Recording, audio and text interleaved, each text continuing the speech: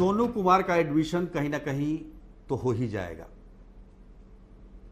बॉलीवुड से लेकर राजनेता तमाम लोग उसके एडमिशन के लिए लगे हुए हैं, लेकिन सोनू कुमार ने जो बिहार की शिक्षा व्यवस्था पर सवाल उठाया है उसका जवाब कोई नहीं दे रहा है।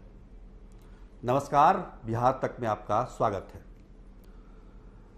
तो बिहार के मुख्यमंत्री नीतीश कुमार जब अपने गृह जिले के अपने पैतृक गांव कल्याण बिघा जाते हैं तो वहां एक बच्चा 11 साल का सोनू कुमार उनसे विनती करता है कि सर, मैं पढ़ना चाहता हूं, सरकारी स्कूल में पढ़ाई नहीं होती है, मैं IAS IPS बनना चाहता हूं, मेरी मदद कीजिए। मुख्यमंत्री उस बच्चे की बात को सुनते हैं और फिर चले जाते हैं। एक दूसरी घटना पर हम आते हैं। 2015 का चुनाव होना था, उससे ठीक पहले पटना के एक सभागार में मुख्यमंत्री संबोधित कर रहे थे और उस सभागार में कुछ पीछे महिलाएं बिहार में शराबबंदी की मांग कर रही थी।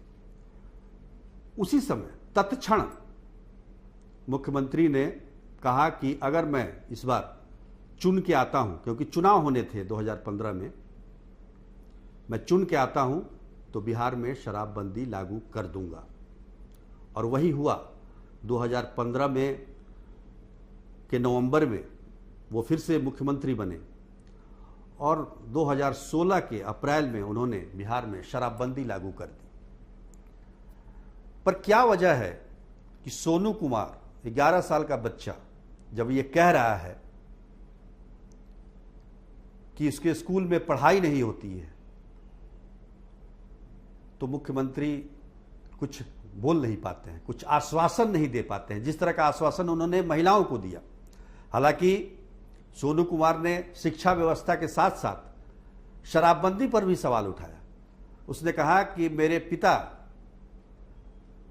शराब में सारे पैसे उड़ा देते हैं और पढ़ाई के लिए मेरे पास पैसे बचते नहीं हैं, इसलिए मैं बच्चों का ट्यूशन करके उससे पैसे कमाता हूं और फिर अपनी पढ़ाई करता हूं। वो 6ठी कक्षा में पढ़ता है। अब ये सोचिए कि क्या अंतर आ गया मुख्यमंत्री नीतीश कुमार के मिजाज और अंदाज में। सवाल ये है, पिछले 17 वर्षों से हम उनका शासन देख रहे हैं, लेकिन इस बार का जो शासन है उसमें वो पहले वाली बात नहीं है। आप देखिए, मुख्यमंत्री ने बहुत सारे सुधार किए, सड़कें बनवाई, बिजली बिहार में गांव-गांव में है, तो शिक्षा व्यवस्था क्यों नहीं हो सकती? और शिक्षा पर मैं तो कहूंगा शुरू से इनका ध्यान नहीं रहा। आपको याद होगा कि मुख्यमंत्री बनने के कुछ ही वर्ष बाद, शायद 2008 में, इसी तरह पटना के सभागार में जब एक शिक्षा विभाग का सम्मेलन था, उसमें एक बच्चे ने इसी तरह से सवाल उठाया था और उसने कहा था कि सरकारी स्कूलों में पढ़ाई नहीं होती है। वो भी बच्चा नालंदा का ही था और इसकी वजह उसने बताई कि क्योंकि राजनेता, IAS IPS के अधिकारी के बच्चे सरकारी स्कूलों में नहीं पढ़ते हैं। सोचिए, 2008 की बात है और आज 2022 है। 2022 में भी सोनू कुमार नाम का लड़का, छात्र, यही सवाल उठा रहा है। तो निश्चित तौर पर सरकार की तरफ से शिक्षा व्यवस्था को लेकर कहीं ना कहीं कोई जबरदस्त कमी है, जिसकी वजह से ऐसे सवाल उठाए जा रहे हैं। सरकार को इसका जवाब देना चाहिए। आप देखिए, ये तो प्राइमरी स्कूल की बात है, आप उच्च शिक्षा में चले जाइए, वही स्थिति है।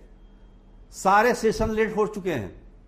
2 से 5 साल लग रहे, 3 से 5 साल के बीच में छात्रों को डिग्रियां मिल रही हैं। तो बहुत सारी खामियां आ गई है शिक्षा व्यवस्था। आखिर शिक्षा व्यवस्था नीतीश कुमार क्यों नहीं सुधार सकते हैं? सब कुछ सुधार सकते हैं तो शिक्षा व्यवस्था में ऐसी क्या दिक्कत है? क्या वो शिक्षा नहीं चाहते हैं? ये बात अलग है कि पहले से बहुत ज्यादा संख्या में छात्र आज स्कूल जाते हैं, लेकिन उसके कई कारण भी हैं। पोशाक योजना, साइकिल योजना, मिड डे मील योजना, ये तमाम जो योजनाएं चल रही हैं, इसकी वजह से बच्चे जा तो रहे हैं लेकिन पढ़ाई नहीं हो रही है। सारे शिक्षक इसी योजनाओं में घिर कर रह गए हैं। और जिस तरीके से शिक्षकों की बहाली हो रही है, कई आप वीडियो देखेंगे जिसमें शिक्षकों से यह पूछा जाता है कि देश का प्रधानमंत्री कौन है, तो वो नहीं बता पाती है या नहीं बता पाता है। राष्ट्रपति कौन है, मुख्यमंत्री कौन है, नहीं पता है। आखिर ऐसे लोग कैसे भर्ती हुए? तो पूरे शिक्षा व्यवस्था को आमूल चूल परिवर्तन की जरूरत है।